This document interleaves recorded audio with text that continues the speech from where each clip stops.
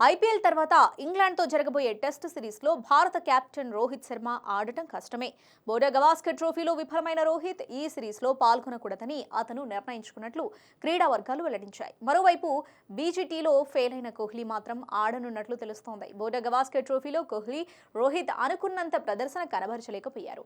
రోహిత్ ఆడిన 3 మ్యాచ్లలో అతను 6.20 సగటుతో కేవలం 31 పరుగులు మాత్రమే చేశాడు. దీంతో ఈ సిరీస్లో రోహిత్ శర్మ పూర్తిగా విఫలమయ్యారు. కాగా సిడ్నీ టెస్ట్ నుంచి పక్కకు తప్పుకోవడంతో రిటైర్మెంట్ తీసుకుంటున్నాడు అనే వార్తలు వచ్చాయి. ఈ క్రమంలో టెస్ట్ క్రికెట్కు రిటైర్మెంట్ ఇచ్చే ఉద్దేశ్యం తనకు లేదని రోహిత్ చెప్పాడు.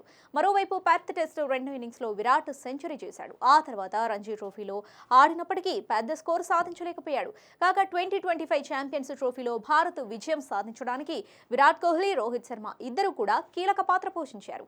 ఫైనల్లో రోహిత్ మ్యాచ్ విన్నింగ్ ప్రదర్శన కనబరచగా విరాట్ కోహ్లీ పాకిస్తాన్, ఆస్ట్రేలియాపై వరుసగా 184 పరుగులు చేశాడు. కాగా టీమిండియా ఈ ఏడాది జూన్ 20న ఇంగ్లాండ్ పర్యటనను ప్రారంభిస్తుంది.